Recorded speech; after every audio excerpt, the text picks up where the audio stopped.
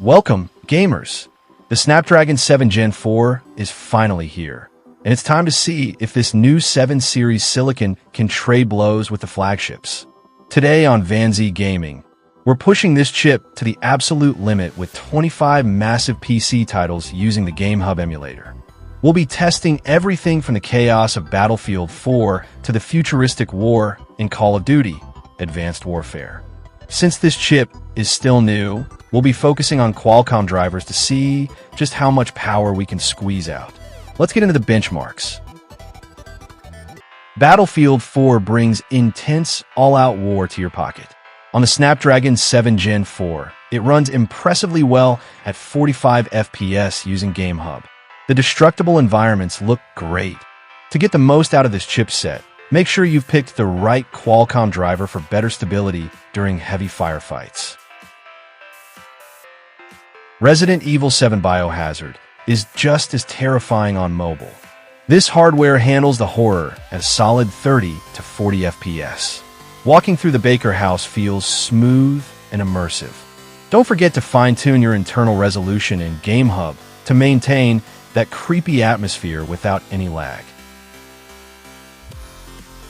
Sleeping Dogs Definitive Edition lets you fight through the streets of Hong Kong at a steady 30 FPS.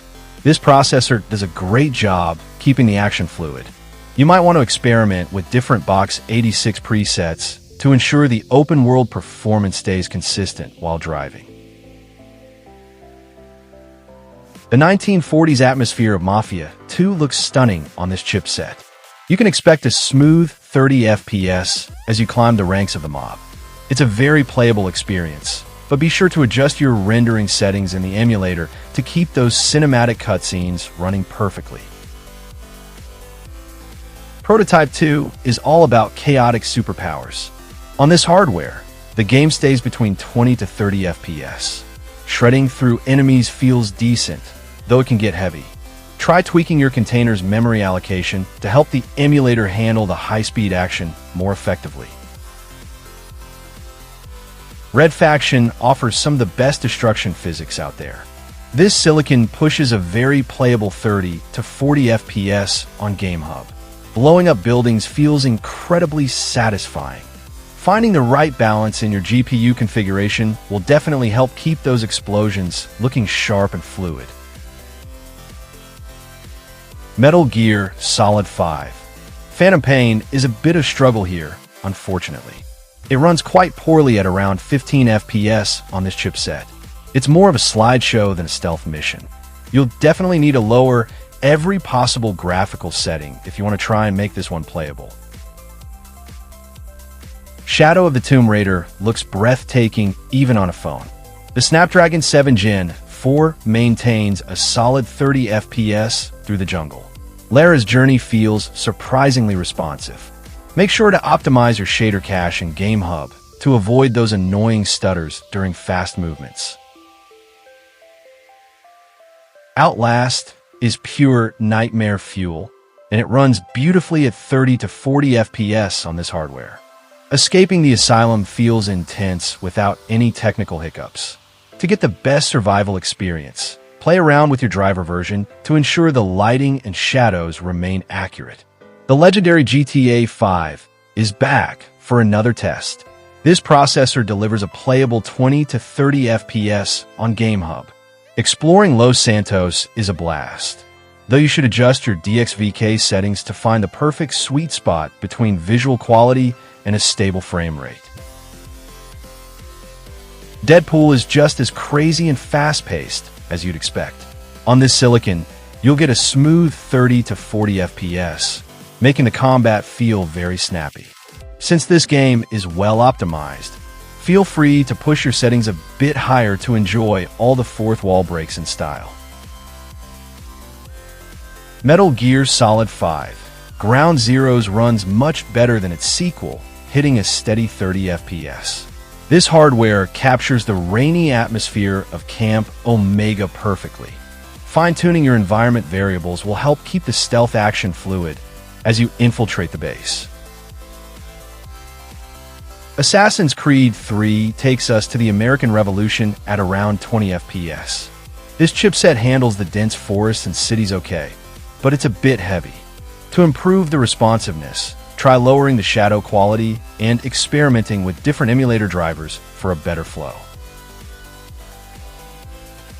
Injustice. Gods Among Us brings superhero brawls to your screen at 30 to 40 FPS. This processor keeps the fighting fast and flashy. To ensure those epic special moves don't drop frames, don't hesitate to tweak your CPU affinity settings inside the GameHub menu. Crysis was once the king of benchmarks, and on this hardware, it runs at a playable 20 FPS. It's amazing to see this on a phone.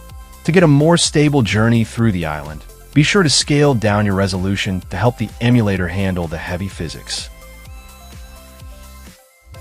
The Amazing Spider-Man 2 lets you swing through New York at a steady 30 FPS.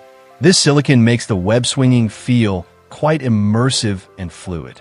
For the best experience while flying between skyscrapers, adjust your texture filtering settings to keep the city looking detailed. Batman: Arkham City is a masterpiece that performs well at 30 FPS on this hardware. Gliding through the dark streets of Gotham feels great. Finding the right Qualcomm driver combination will ensure that the combat encounters remain smooth as you take down criminals. The Lord of the Rings: War in the North is a hidden gem that runs at a solid 30 FPS. This chipset handles the fantasy action and enemy hordes quite well. Tweak your box 64 presets to ensure the co-op style combat stays responsive during the most intense battles. Mad Max offers a gritty wasteland experience at 20 to 30 FPS. Driving across the desert on this hardware is surprisingly smooth on GameHub. To keep the vehicular combat fast, experiment with your rendering resolution to find the best balance for this heavy title. TMNT: Out of the Shadows brings ninja action at 30 to 40 FPS.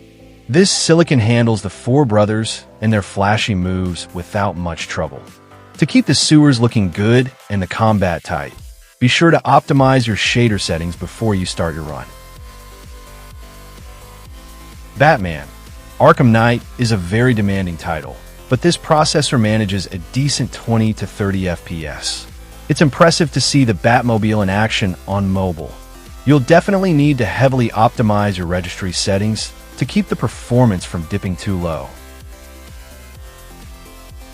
Spin Tires: Mudrunner is all about slow, muddy physics, and it runs at 30 to 50 FPS. This hardware breezes through the tough terrain on GameHub. Since it runs so well, feel free to increase the graphical detail to see every bit of mud flying off your tires. Resident Evil 3 Remake looks incredible and runs at a smooth 30 to 40 FPS. This chipset handles Jill's escape from Nemesis very effectively. To maintain this high-end performance, adjust your DXVK configuration to ensure the RE engine stays stable on your device. Call of Duty: Advanced Warfare brings futuristic combat at an impressive 30 to 50 FPS. This silicon makes the fast-paced exoskeleton movement feel great. Don't forget to play around with your driver settings to keep the frame rate locked during the most explosive moments. A Plague Tale: Innocence is a beautiful, story-driven journey that runs at 30 FPS. This hardware captures the dark atmosphere and massive rat swarms quite well. For the smoothest experience, tweak your internal resolution scale to keep the cinematic feel consistent throughout. That's a wrap for our 25 games stress test on the Snapdragon 7 Gen 4. This chipset is proving to be a serious contender for high-end emulation, especially when paired with the right Qualcomm driver setups in GameHub. What do you think about the results? Which game surprised you the most today? Let me know in the comments below. If you enjoyed this deep dive, don't forget to like, share, and subscribe to VanZee Gaming. Thanks for watching, and I'll catch you in the next one.